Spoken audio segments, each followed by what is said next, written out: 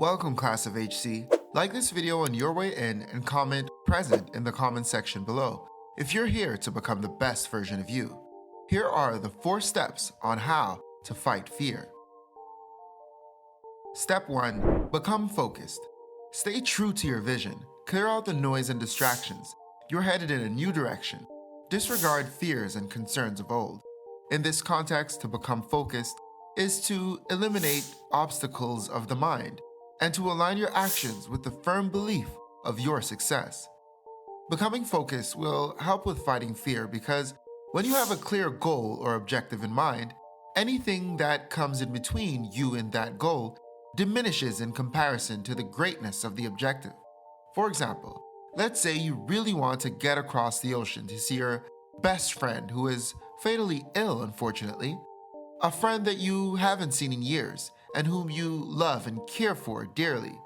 Because you are focused on spending a few moments with that friend, despite your fear of flying in a plane, for example, or traveling by sea, it will likely be usurped by the need to achieve your objective.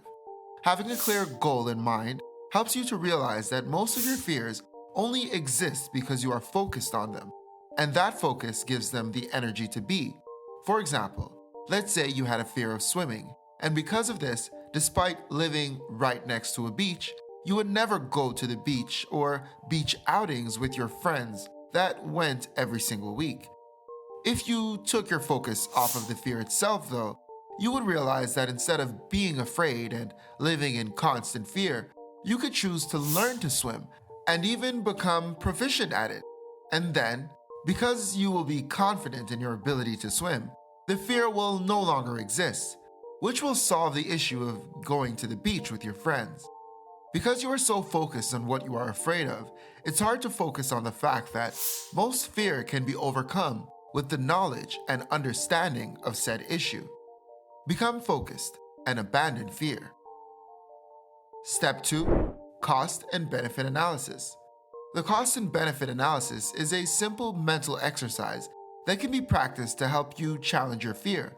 The exercise is simply to ask yourself, what is the cost of being afraid of such thing versus what is the benefit? For example, let's say you have a fear of being loved. You can say, what is the cost of having this fear maintained in my life? And deduct that holding on to this fear will cause a lack of meaningful relationships, unfulfilling friendships, lack of emotional support when needed, lack of genuine communication.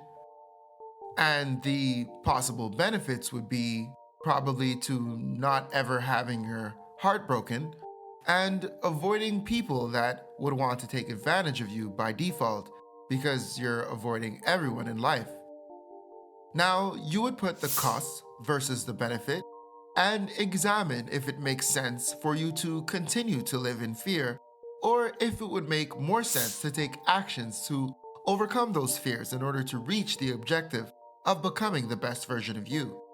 With the help of this mental exercise, you'll be able to see if your fear makes sense and should be upheld with your reasoning, or if it is irrational and should be overcome by action. When practicing this exercise, it is always important to remember that taking action may be scary, but remaining the same is probably much scarier. Remind yourself, I am going forward for a greater reason. Become who you are. Step 3. Mind your mind. To mind your mind is to be mindful of what you are telling yourself when faced with events or situations that you categorize as your fears or something scary. Without realizing, the way we think could be encouraging fears that we have. For example, let's say you are afraid of the dark. Because you have this fear, your mind may not only be telling you play-by-play things to do in order to avoid the dark at all costs, but it also subconsciously may be making the dark seem way scarier than it is, in order to motivate you to continue to avoid it at all costs. When this happens and you are faced with your fears, it is important to remember that just because the room is dark, for example, it does not mean that there are monsters hidden in there. And just because you hear a noise in the dark, for example, It does not mean that a serial killer is hiding in the bushes, ready to attack you. Acknowledge the role you play in attracting the things that you don't want, because your mind creates it with intention. So it is to focus on creating with positive intention, as opposed to creating as a reaction to the fear that you feel. Simply put, acknowledge that your mind may be having very irrational coping techniques to very rational situations. And in the case of being in a dark room, afraid of the dark, it can be reasoned down to shadows in a room because of a dim light coming from outside, and it being windy, so the trees are ruffling against each other, causing there to be noises. Minding your mind is therefore just paying attention to what your mind is attempting to fabricate as a reaction to your fears. In this process of minding your mind, it is important to realize that although danger can be very real and that you should always protect yourself accordingly, at the same time, all fear is illusion-based, and therefore it does not exist outside of your mind at all. You are the master of your imagination. Tune in, mind your mind, and become who you are. Finally, step 4, trust your gut. Always remember, your gut acts like a second mind, a mind that knows and is often willing to act before your first mind located in your head. It is able to be aware of what is going on first.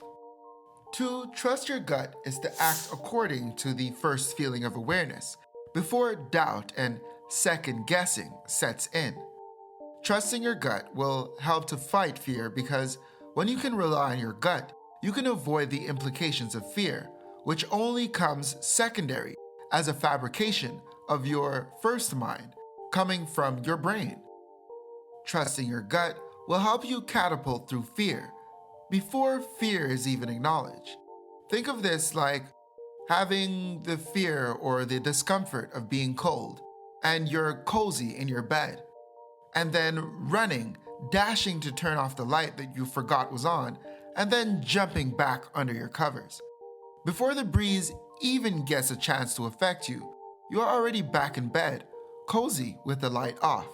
Mission accomplished. This is precisely how things would work by trusting your gut. Trust that your gut always knows. Your world is based on the concept you have of yourself. Change your self-concept, and you change your world. Instead of worrying, overthinking, and stressing about what's next, trust your gut and allow your present to activate the future that you want to see, confidently and absent of fear. Thanks for your attendance today. Before you leave class, please remember to like, share, and subscribe. I'll see you here next time on How Consultations, the how-to being true to you.